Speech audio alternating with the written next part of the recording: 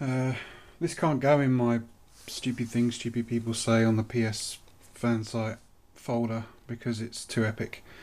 Anyway, someone said, Hey, it would be great if we could have folders so we could put different games in them and then we'll know what kind of games they are. And then I can choose which game I want by going to a specific folder. I think Sony should put this in their next firmware update. That would be cool. well, that would be cool, but we already have it. And here's the proof. I've got different folders depending on the content.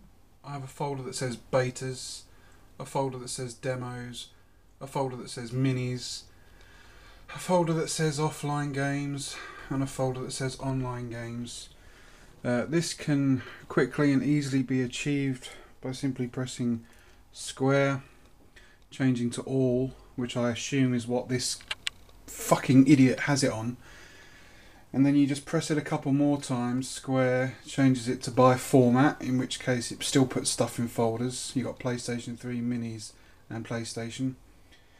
And then with the final square you've got albums, which is basically what I've got it in. Betas, demos, minis, offline games, online games, PS1 games. So you can either have it as all, which is everything you've downloaded one after the other. Wow, that's loud. You can have it by format, which is the PlayStation 3's official way of doing it. Or under each title, I'll go to one that doesn't have crazy music. Well, let's say we've got Shank. You press triangle and you scroll down to information. Click X. And then you can change the name of the album that it goes in. So you could change, I've got it as offline games. You could change it to anything. You could change it to one-player games, two-player games, and then once you've named it and you're actually looking at the right set of folders, there we go, by album, once you change that name it'll appear in a folder here basically. So yeah, no need for Sony to put it in a future update because it's already here. So once again, this is just people not realising that the console can do something that it's been able to do since day one. I suppose other things I should mention is that the PS3 is capable of playing PS1 games regardless whether you bought it on the first day it was released or whether you buy a PlayStation 3 next week. The reason being that PlayStation 1 games don't require a specific engine, they just require processing power, which we can all agree the PS3 has. And the PlayStation 2, they require software emulation, which would need to be put in via a chip or a software update, which they've removed.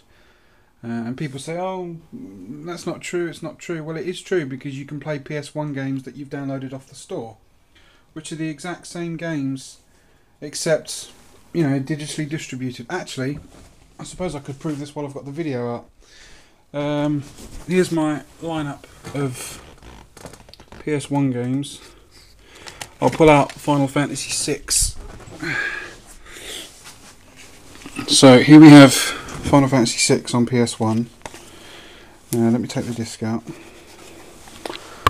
I need two hands. Christ, this shit's hard to do.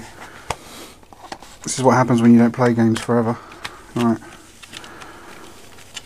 Let me take it out carefully because it's in mint condition. So here we have Final Fantasy VI. It's one of those retro PS1 black discs. And you can see it there, Final Fantasy VI. So I'll try and make it seamless as possible. Let me take my copy of Uncharted 2 out. So we'll take that out with one finger. Just pop that on its back, right, and there's the Final Fantasy VI disc going in. And this is a PS3 Slim, by the way. You probably can't see it that well without the light. Let me see if I can put the light on. There we go. Right, the light's on. Not sure if you can see it or not, but it is a PS3 Slim. Yeah, that's easily recognisable. So anyway, the disc's in, and I'll scroll to the top, and here it has here PlayStation format disc. So I'll click X, and then it will just boot up. I know that for a fact. There's a resolution of the telly changing. There we go. PS1 game. And I'll let it go past the boot screen because people will say, "Oh, you had that on a video, man. That's not possible."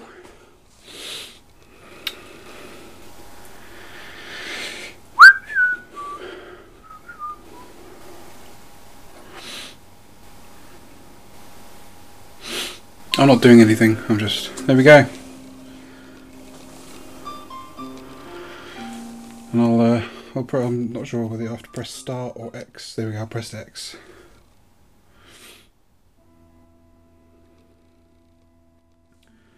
So yeah, there we go.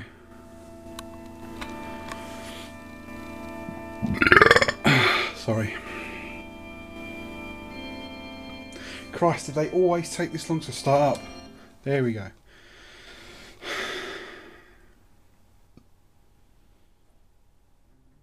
There we are. Start a new game. Check your memory cards. And this is running on PS3, by the way. If I press the PS button, there we go. That's all the options. You can assign memory card slots. You can change the controller settings so that you can have it running on analog rather than digital like they used to back in the day. You can reset the game. There'll also be other options on there, like if it's a multi-disc game where you just press the PS button again and it'll just keep going. Yes, there we go. That's that point proved. I don't have to keep going on about it. So yeah, there we go. Folders for games done. PS1 games on PS3 done. Doesn't matter which version of the PS3 you bought. 80, 60, 20, 40, 160, slim, fat. They all work. So yeah, 6 minutes and whatever of me ranting about bollocks because people don't know how to use their console and they call me mad. Anyway, peace.